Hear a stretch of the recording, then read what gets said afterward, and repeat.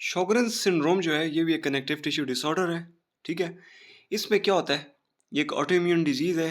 इसमें जो ग्लैंड्स होती है, जो सलाइवा के ग्लैंड्स हो गए या लैक्रिमल ग्लैंड्स हो गए, टीयर वाले जो ग्लैंड्स हो गए आई के, वो खराब हो जाते हैं, डिस्ट्रॉय हो जाते हैं लिम्फोसाइट्स की वजह से। लिम्फोसाइट्स जो है बॉडी के, वो इनको अटैक करते हैं और इनको डिस्ट्रॉय कर देते हैं। सही हो गया।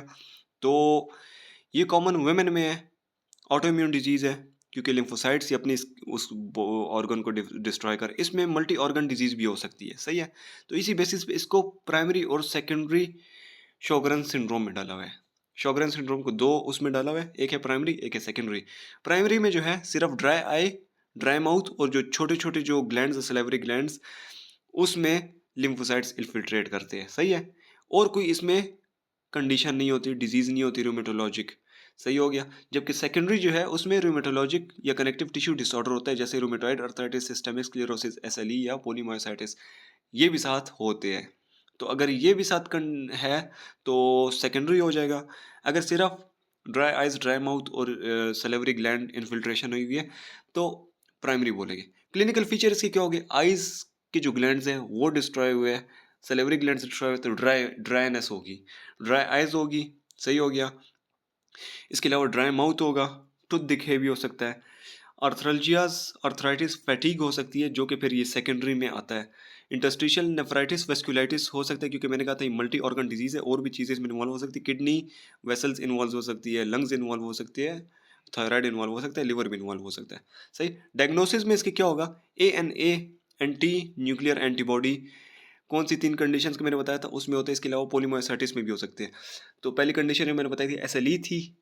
इसके अलावा स्क्लेरोडर्मा और शोगरेन सिंड्रोम और पोलीमायोसाइटिस जो है उसमें भी ANA पॉजिटिव आ सकता है, ANA एंटीबॉडीज प्रेजेंट होती है। इसके अलावा ANA डायग्नोसिस के लिए हम कर सकते हैं, पता लगा सकते हैं कि इस बंदे को शोगरेन सिंड्रोम है कि नहीं, तो ANA हो गया। इसके अलावा रूमेटॉइड फैक्टर भी प्रेजेंट होता है।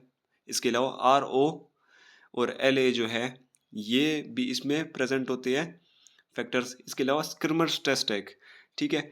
इसमें क्या चेक करते हैं, इसमें चेक करते हैं कि टीयर ग्लैंड्स काम कर रहे हैं कि नहीं कर रहे। तो उसके लिए एक पेपर जो है आंख के अंदर रख देते हैं, तो टीयर्स आते हैं। जब आंख के करीब पेपर या कोई चीज़ लगे तो आंख से टीयर निकलते हैं ना, आइज से टीयर आते हैं।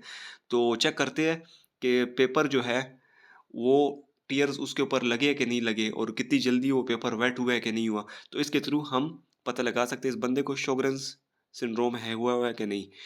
सलेवरी ग्लैंड बायोप्सी कर सकते हैं, जिससे हमें पता चल सकता है, मोस्ट एक्यूरेट है, लेकिन इससे पहले ही डायग्नोसिस हो जाती है, तो इसके करने की ज़रूरत नहीं होती।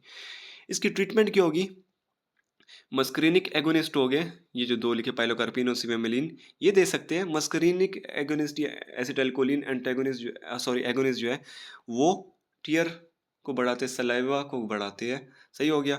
इसके अलावा आर्टिफिशियल टीयर आइज के लिए दे सकते हैं, ड्राई आइज होती है तो गुड ओरल हाइजीन, हाइजीन का ख्याल रखना है, ओरल हाइजीन का। एनसिड्स दे सकते हैं पेन के लिए। और अगर सेकेंडरी शोगरेन सिंड्रोम हुआ है तो उसमें कनेक्टिव टिश्यू डिसऑर्डर है, तो उस कनेक्टिव टिश्यू डिसऑर्डर को भी साथ ट्रीट करेंगे।